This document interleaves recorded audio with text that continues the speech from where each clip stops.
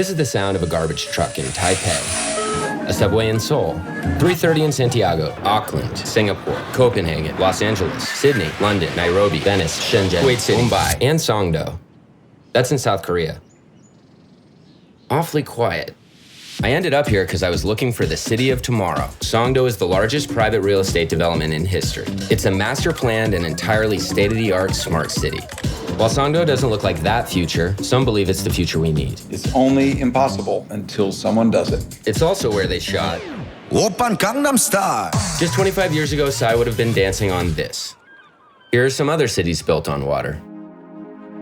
There is a race to build a functioning, workable city and to replicate that model all over the world. China alone would require 500 Songdos to sustain their growing population.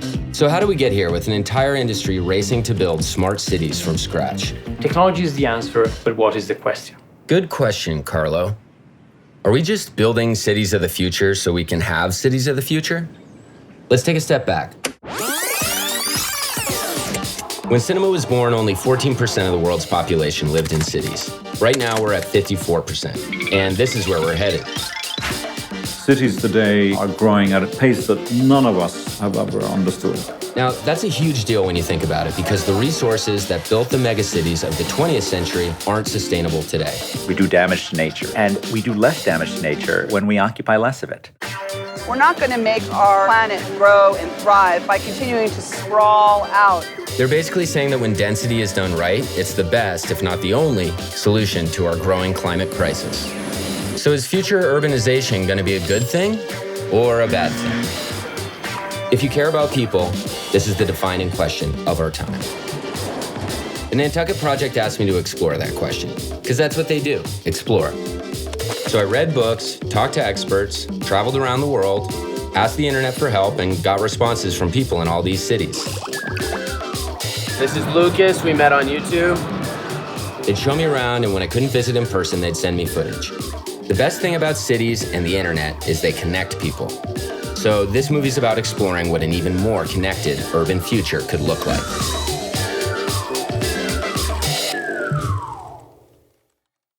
There is a renaissance in the city, and I'm honored to be a participant in the Detroit story. That was Mayor Jerome Kavanaugh making a bid for the 1968 Olympics. 50 years later, population still in decline, Detroit went bankrupt. In 2014, we had the water shutoffs in Detroit. Thousands of homes lost water due to shutoffs. And I wanted to focus on helping resolve that. So I created an application called City Water that's going to give Detroit residents their water usage in real time. That might sound boring compared to a drone delivering your pizza, but let's remember that cities only reached their full potential when they became healthier places to live. At the start of the 20th century, America's cities were spending as much on water as the federal government was spending on everything except for the post office and the army. We've come a long way to an exciting era. This is Abess. He saw my video announcing the project and wanted to make sure his city made the cut. I was born here, and I'm really passionate about bringing the city back to the point it was. We're no Silicon Valley, but we're trying to become a city that brings tools and brings solutions and brings jobs back. Detroit is his company's first client. That means they're using data to prevent this kind of thing. When the citizens say, I don't need to have a smart city, but whatever new innovation it comes, if it helps me, I'm going to embrace it. And it's really encouraging just the fact that the city is willing to do a project like this. And we're hoping to launch that in January of 2017 and take that to other cities across the country.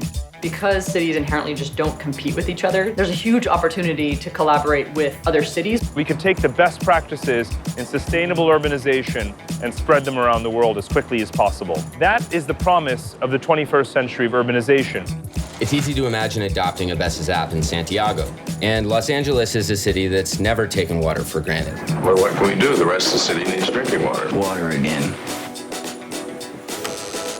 We use water from 1,400 miles away that is transported long distances using over 19% of our entire energy budget for the state of California.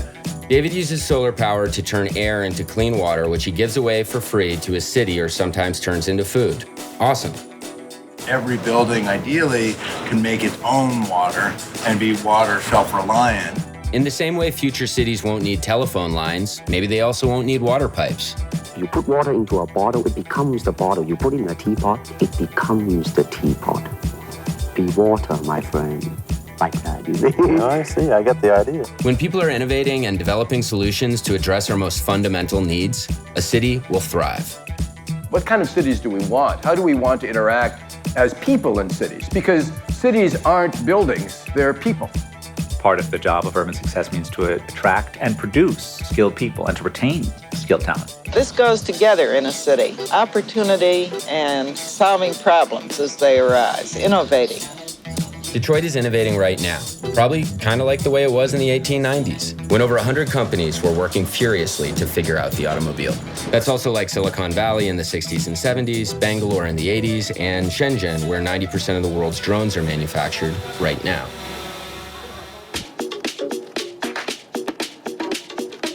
There's at least 26% of the technology from Silicon Valley actually come from Shenzhen. Cities are more complicated than the headlines they make on the other side of the world.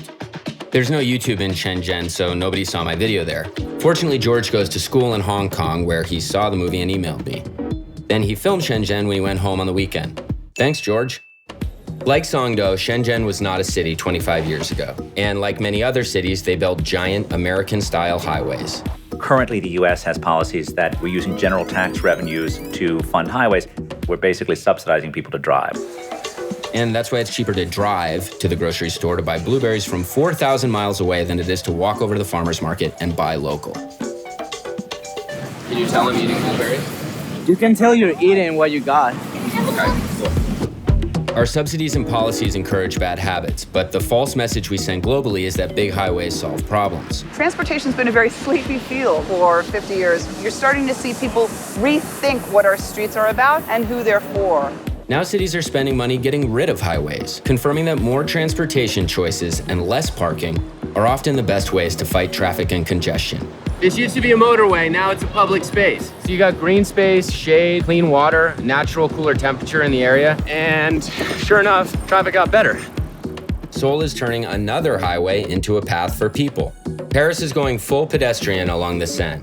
In Singapore, where they just debuted a self-driving taxi, they're also building a city with no cars. Same thing in Mannheim, Germany. Which, ironically, is where this guy invented the first car. The future of our cities is about people. That really does mean focusing on public transportation and providing choices for how people get around. The number one factor that determines whether someone can escape poverty, you would think it'd be like crime rates or school, is commute time. When walking, cycling, and public transportation are the fastest ways to move, nobody feels like a second-class citizen for not owning a car. That's going to be the secret sauce for cities in the 21st century. Check out all these Metro cards. That last one's from Singapore, where I didn't meet a single person who owns a car. It's hard to beat the Singaporeans. In Singapore, a Toyota Corolla costs 140 grand, and the government only lets you lease it for 10 years. The fact that they embrace having something that actually charges people for the social cost of their driving is a policy that basically all crowded cities should be embracing. In Santiago, you can get around in this electric rickshaw for free. The design came from China. Let's go back there.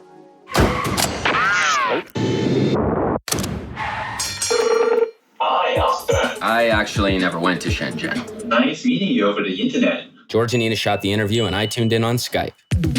Remember those giant American-style highways? That's what Shenzhen had in mind when they hired Vicky. We proposed to them a very different idea. Instead of increasing the highway, we reduce it. And then we prepared for a city where people can actually use more high-speed self-driving car. People can actually use drones to deliver daily grocery. Hiding cars in tunnels points towards a city made for people. Maybe we could try this in Los Angeles. Considering how quickly China went from this to that, and from that to this, it's not surprising this project is happening in Shenzhen. The excitement of a happening place which attracts people, you have to have a degree of openness and not too much regulation. Shenzhen spends more time making things than hiring patent lawyers to protect them. In the West, it's called theft. Out here, it's called sharing. And if you want to know more about that, you should watch my friend Jim's documentary. The point is, it's exciting to live in a city where people are making things. That's why I moved to New York, because I was drawn to all these people who were doing more with less. The most elusive solutions often spring from unlikely places. Geothermal energy power plant. This is a fog catcher, and it can get up to 500 liters of water a day. If you can do something good with low budget resources, you can scale up very rapidly. Sometimes those solutions can end up shaping a city's identity. In Lagos, which is where this music is from, by the way, they call it kanju. The word literally means like hustling. Trying to reimagine these challenges in Africa as opportunities to innovate is the spirit of kanju. Flooding is an issue in Makoko, so they built a school that floats by using cheap and available materials. This woman turns discarded plastic into bricks in Karachi. In Nairobi, nobody uses credit cards or cash, all you need is a phone. In Manila, they turn water bottles into solar light bulbs. And the people of India have always made more out of less. The inexpensive clay fridge that requires no electricity or their hyper-efficient, massive homemade meal delivery system could never have been conceived by some well-heeled think tank. Dr. Joachim has lived in the slums for 50 years, built 1 million houses and toilets, been nominated for a Nobel Peace Prize, and brought his organization, Slum Dwellers International, to 43 different countries. We don't need you to come and sit on my head and dance. I know how to write my song. It is my dance, my song, I will play it. He's basically saying, we got this. If you want to help, channel your support through us. For example, here's a self-run recycling operation in Joachim's neighborhood. We all want to be involved in the futures of the places where we live. You go and see every city in the world. All has been planned by very, very super well-known, renowned architect and philosopher and so on and so forth. You have lost all the sense of hearing from the people. Unfortunately, a lot of architects have a sort of a pre-designed approach that they force into whatever context and culture they get to. And not every city can be like Singapore, where 80% of the people live in public housing. So that means you don't have slums, nor do you leave the city and its residents in the hands of the private rental sector. Back to Mumbai. We tend to disregard places like Dharavi, where Dr. Joachim lives, but it's a rare example of a neighborhood solving its own housing needs. My friend Matthias works to draw attention to what's actually working in neighborhoods before attempting to intervene. He compares Mumbai to post-war Tokyo. American planners decided to focus on infrastructure development. Everything else was left to people themselves. And that created the gradual growth of a neighborhood. Like Tokyo in the 1950s, it's your neighbors planning and building your home in Dharavi. Up to 90 people can be working on a small site for 4 weeks and produce a house on much better quality than the affordable housing that the government is developing. And embodying the kind of incremental growth private developers rarely aim for. The places that are self-built, we often see an incredible amount of care, feeling of ownership, a human scale in terms of what is actually being built. How do we combine the genius that's really there in the streets, it's solving its own problem? How do we then bring in a little bit of outside technology or better public management in order to upgrade them and to empower their citizens' lives more effectively? Post-war Tokyo, unlike Mumbai, had major funding and state-of-the-art infrastructure. And 30 years later, it was the city of the future. That's not my kind of place. Go someplace else. I don't think so, Mr. Deckard.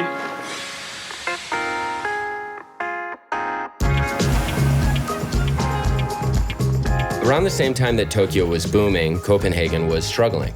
In the 70s, we had a couple of energy crises. People started to fight for getting better bicycle infrastructure, and the city gradually started developing that mobility system.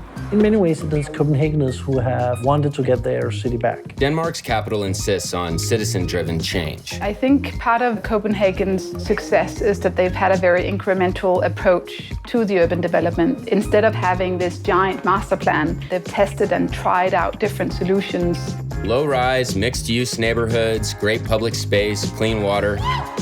This new power plant turns waste into clean energy. And it's a ski slope. We don't think ourselves only as designers and architects. We think about ourselves also as social scientists. The best part is they still think they can do better. We have very far to go in actually creating an urban environment where cars are the last choice for the ordinary citizen.